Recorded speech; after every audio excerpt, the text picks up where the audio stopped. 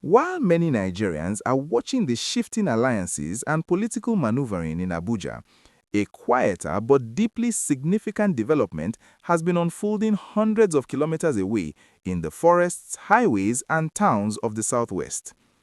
Across the region, governors have been meeting behind closed doors, discussing a problem that has slowly crept closer to home: the spread of insecurity. Kidnappings along highways, armed groups hiding in forests, communities growing anxious about what the future may hold. In response, the leaders of the Southwest have begun to shape a coordinated security strategy, one that involves deeper intelligence sharing, expanded forest patrols, and a stronger role for regional security structures. But beneath the policy statements and official meetings lies a deeper question. Is the Southwest quietly building the foundation for a regional security system that could eventually reshape how policing works in Nigeria? Because if that is the direction this effort is moving, the implications could reach far beyond the borders of the region itself. Before going deeper into this story, viewers who are new are welcomed to Naija Update 24/7, a place for careful political analysis, breaking Nigerian news, and thoughtful conversations about the forces shaping the country. Subscribing ensures that the bigger picture behind the headlines never goes unnoticed. The immediate trigger for these recent conversations among Southwest governors is the growing concern over insecurity spreading across different parts of Nigeria. Over the past decade, Nigeria's security challenges have gradually transformed. What once appeared as isolated conflicts in specific regions has evolved into a nationwide concern. Banditry in the northwest, insurgency in the northeast, communal clashes and kidnappings in several states. What worries many policymakers is how criminal networks have adapted, moving through forests, exploiting rural routes, and expanding their reach beyond the areas where they first appeared. The Southwest has historically been viewed as one of Nigeria's more stable regions. Its cities are major economic hubs, its highways connect key commercial corridors, and its communities are deeply intertwined through trade, education, and cultural exchange. But in recent years, warning signs have appeared. Travelers have reported kidnappings along major roads linking states. Farmers in remote areas have expressed concerns about armed groups moving through forest belts. Communities bordering other regions have become increasingly alert to unfamiliar movements. These incidents have not reached the scale seen elsewhere in Nigeria, but they have been enough to trigger serious concern among regional leaders. The governors of the 6 southwest states began intensifying consultations. In Lagos, the commercial center of the country, Babajide Sanwo-Olu has repeatedly emphasized the need for preventive security strategies. In neighboring Oyo State, Seyi Makinde has pushed for stronger coordination between local intelligence networks and federal agencies. In Ogun State, Dapo Abiodun has spoken about the importance of protecting interstate transport corridors that connect the region to the rest of Nigeria. In Ondo State, Lucky Datiwa inherited ongoing security initiatives aimed at protecting rural communities and forest zones. In Osun, Ademola Adeleke has also participated in discussions focused on strengthening regional cooperation. And in Ekiti, Biodun Oyebandi has supported efforts to build stronger intelligence sharing systems between neighboring states. Despite political differences among them, the governors share one major concern: preventing the type of widespread insecurities seen in other parts of Nigeria from taking root in the southwest. At the center of their discussions is the regional security outfit known as Western Nigeria Security Network, more widely recognized by its Yoruba name, Amotekun. Amotekun was established in 2020 as a response to rising fears about security gaps in rural areas and forest corridors. The initiative drew national attention when it was first announced. Some saw it as a bold regional response to insecurity. Others questioned whether it might conflict with Nigeria's centralized security structure. Over time, however, Amotekun evolved into a legally recognized security outfit operating under state laws across the 6 southwest states.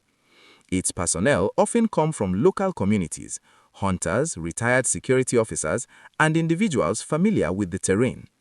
Their main role is not to replace the police, but to support existing security agencies through community intelligence and patrols in areas where conventional policing is limited.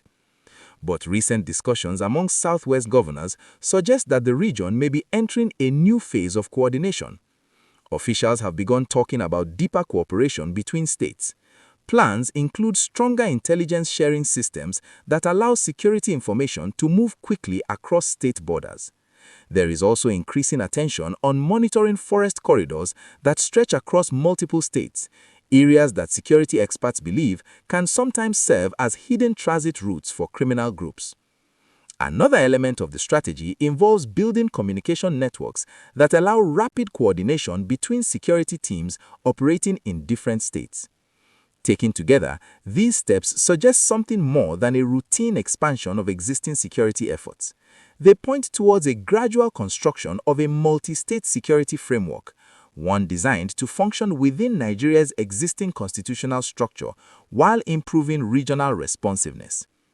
To understand why this approach is gaining traction, it is important to look closely at how security authority is structured in Nigeria.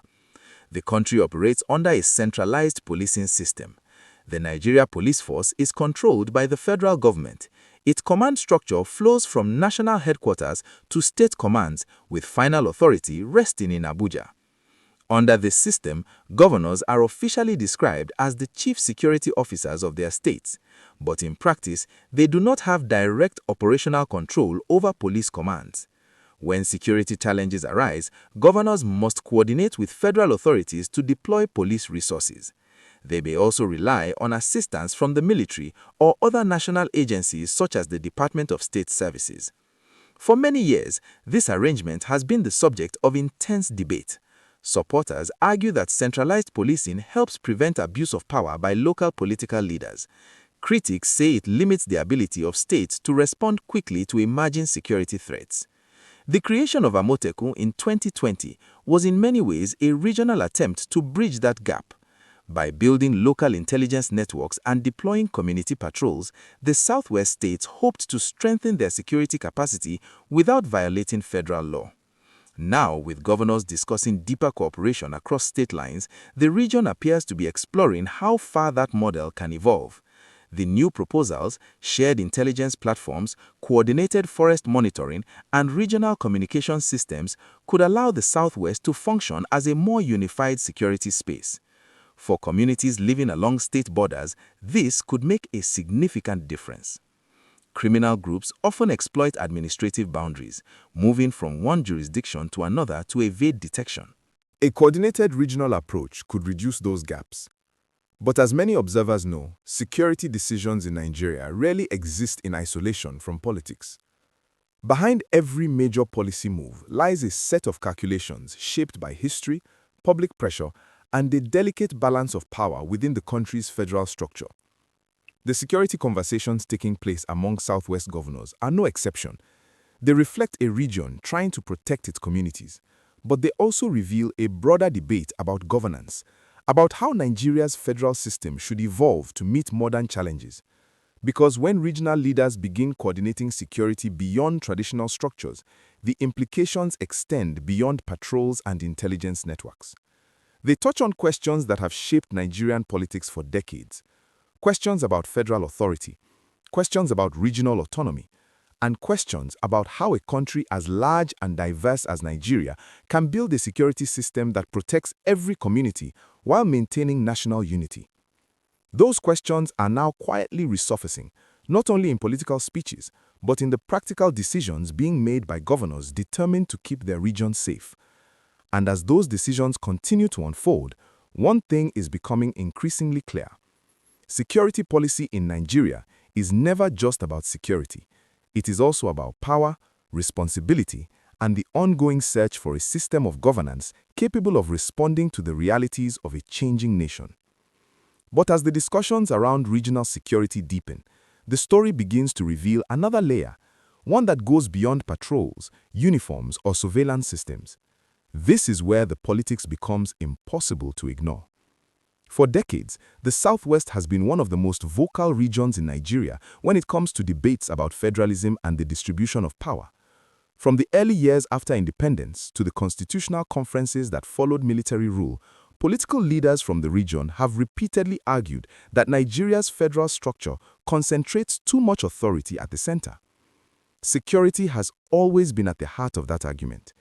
In many parts of the country, communities believe they understand their own security challenges better than distant authorities in the capital. Farmers know which forest paths are used by strangers. Local hunters recognize unfamiliar movements in the bush. Village leaders hear the first whispers of danger long before official reports reach government offices. But the structure of Nigeria's security system has historically limited how much power state governments can exercise in responding to those threats. This tension between local knowledge and centralized authority has shaped political conversations for years.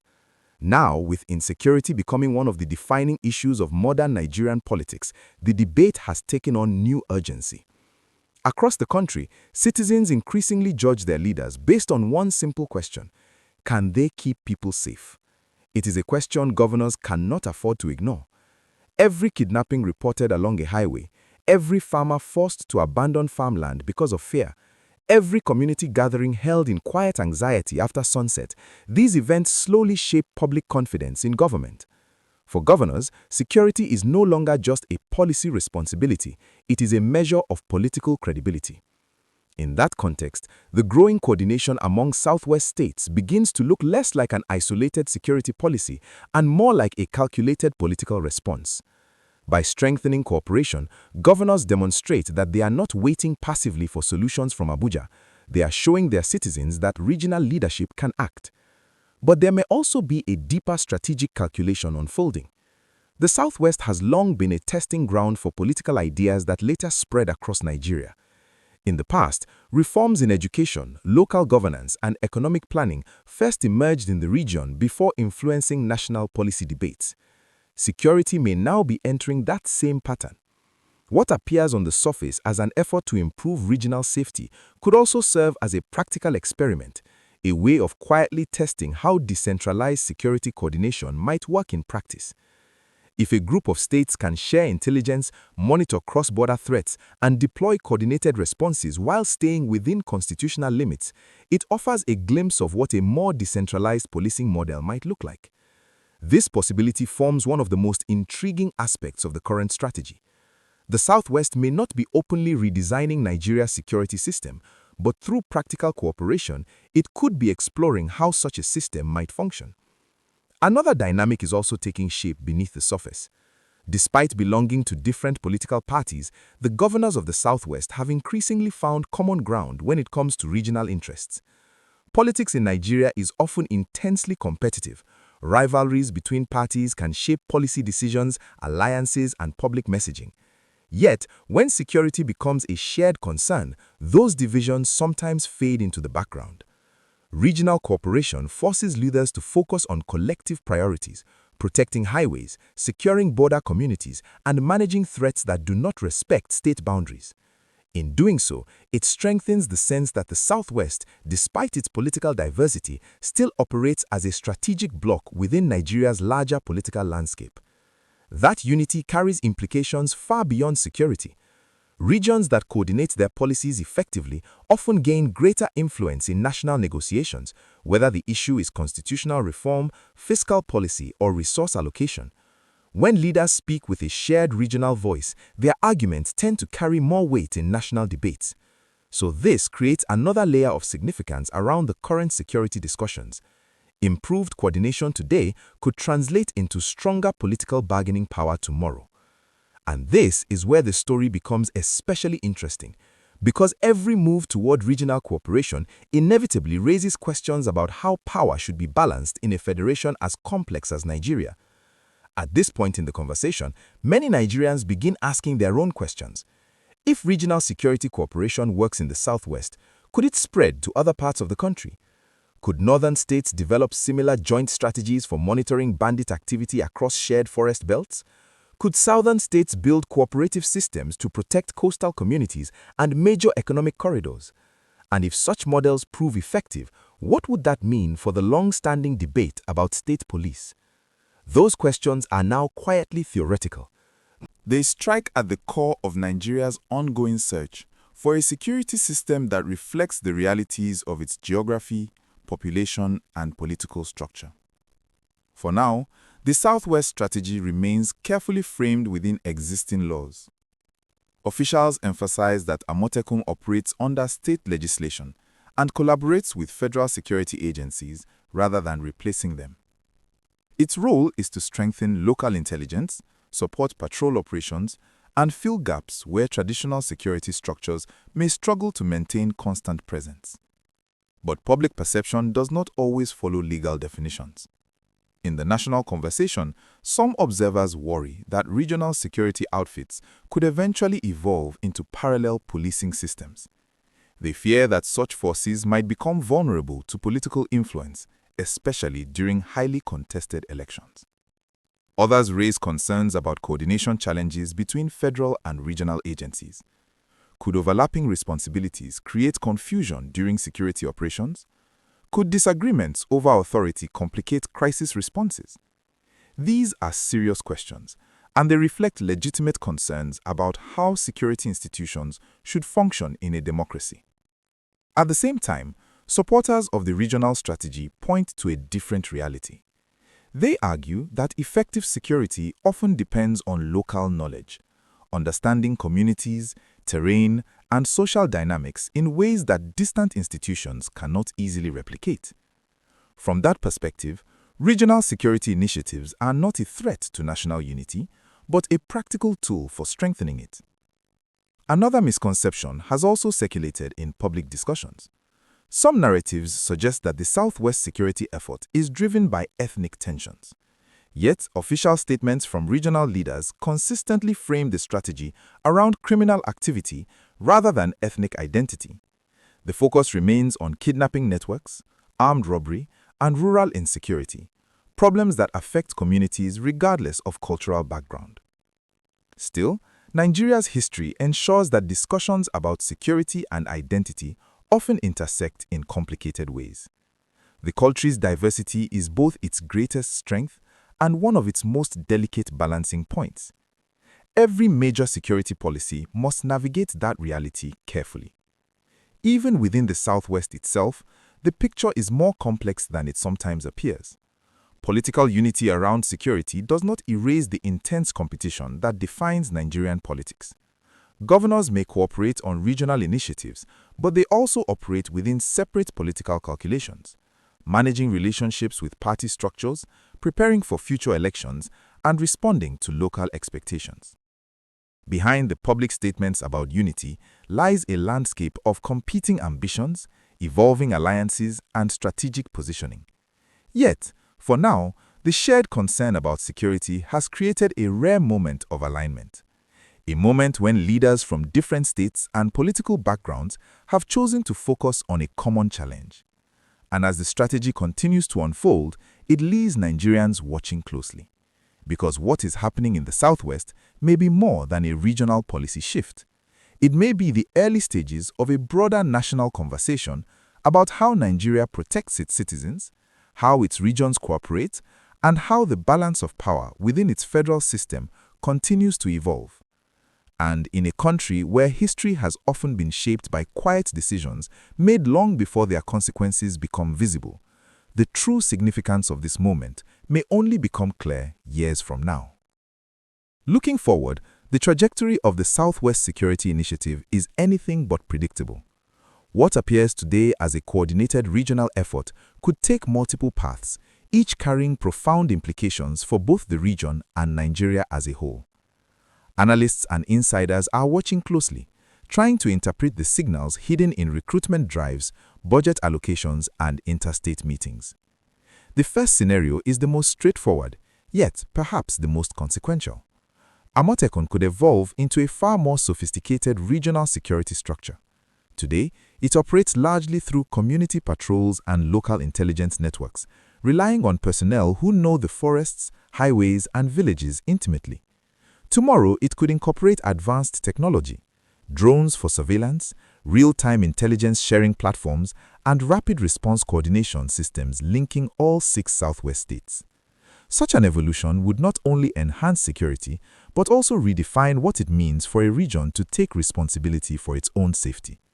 Citizens in small towns along forest belts would see fewer kidnappings. Traders on long-distance routes could move with greater confidence, and local authorities could respond more quickly to emerging threats. But public perception also raises questions about oversight, accountability, and the delicate balance between regional authority and federal power. Scenario 2 carries an even more political dimension. If the Southwest model proves effective, it could serve as a blueprint for constitutional reforms. For decades, the idea of state police has been debated in Nigeria, often met with skepticism or outright resistance from federal authorities.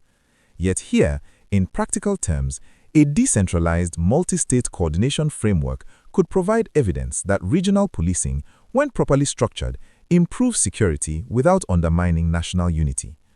Policymakers, both within the Southwest and in Abuja, would need to weigh the success of this approach against the risks of setting a precedent. Could other regions demand similar arrangements? Would federal authorities cede partial control over security functions? And how might such reforms reshape Nigeria's federal system, long defined by a tension between centralized authority and local autonomy? The answers are far from simple, and the political stakes could be enormous. Scenario 3, however, carries the possibility of conflict. The very coordination that promises security may also spark tension between governors, between state and federal authorities, and even within communities. Questions of the extent of regional security powers could become points of contention. One state may advocate for a more assertive approach, deploying personnel along border regions aggressively, while a neighboring state might prefer restraint, wary of potential clashes or accusations of overreach. In Abuja, federal agencies could perceive increased regional autonomy as a challenge to centralized command structures, leading to bureaucratic friction or even public disagreements. The political narrative could shift rapidly from one of cooperation to one of negotiation, rivalry, and debate over who truly controls security in Nigeria. For ordinary citizens, these scenarios are not abstract. Families living near highways or forested areas are watching closely. Farmers worrying about nighttime raids, parents concerned about school routes, and traders navigating interstate markets all stand to feel the direct impact of these decisions. The expansion of Amotekun recruitment is one signal they are watching. More personnel could mean greater safety, but also raises questions about training, oversight, and accountability. Likewise, new security funding frameworks signal a deeper commitment to sustained operations, but invite scrutiny on how public resources are allocated and monitored. And deeper intelligence cooperation across states could improve operational effectiveness, but requires careful handling to maintain trust among communities and avoid misuse of sensitive information. These signals will reveal whether the Southwest strategy is a temporary fix, a reaction to a short-term spike in insecurity, or whether it represents a lasting structural change in Nigeria's approach to regional governance and security. For some observers, the possibility of a lasting structural change is both promising and unnerving. On one hand, a more resilient, locally informed security network could save lives, stabilize communities, and provide a model for other regions. On the other, the balance between regional authority and federal oversight is fragile, and any misstep could inflame political tensions or create legal ambiguities that take years to resolve. As the region navigates these possibilities, the story of security in the Southwest cannot be separated from Nigeria's broader political narrative. It touches on federalism, the authority of local leaders, and the trust citizens place in their institutions. It intersects with cultural identity, as states must ensure that security operations are inclusive and focused on criminality rather than perceived differences. It also engages deeply with the human side of governance, the fear, the hope, and the urgent desire of citizens to feel safe in their homes and communities.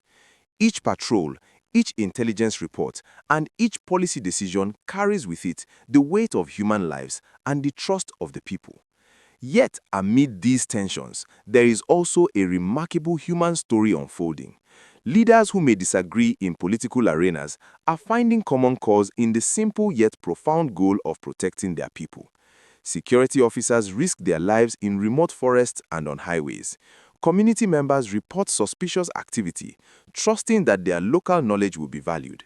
Citizens, often wary of national debates over policy, see a tangible effort to improve safety and take pride in their community's resilience. These human elements, courage, vigilance, and collaboration, form the backbone of the story and remind observers that politics, for all its complexity, ultimately revolves around the lives of ordinary people.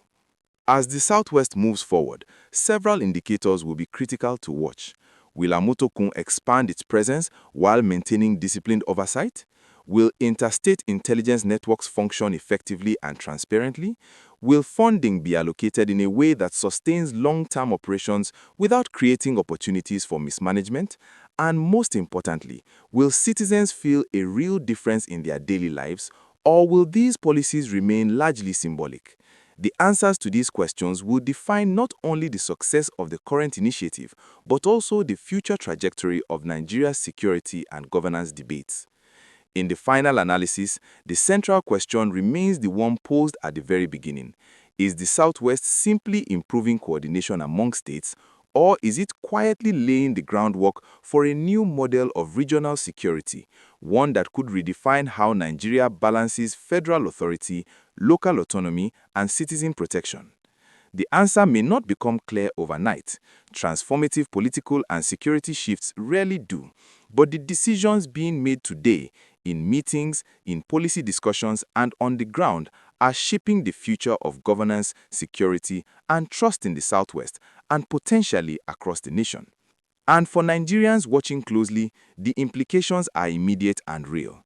The paths chosen now will determine not just how safe communities feel in the coming months, but how future generations understand the relationship between their state, their region, and the federal government. Every patrol, every coordination meeting, and every new policy measure becomes a thread in a larger story, a story about the evolution of governance, the responsibilities of leadership, and the enduring quest for security in a complex and diverse nation.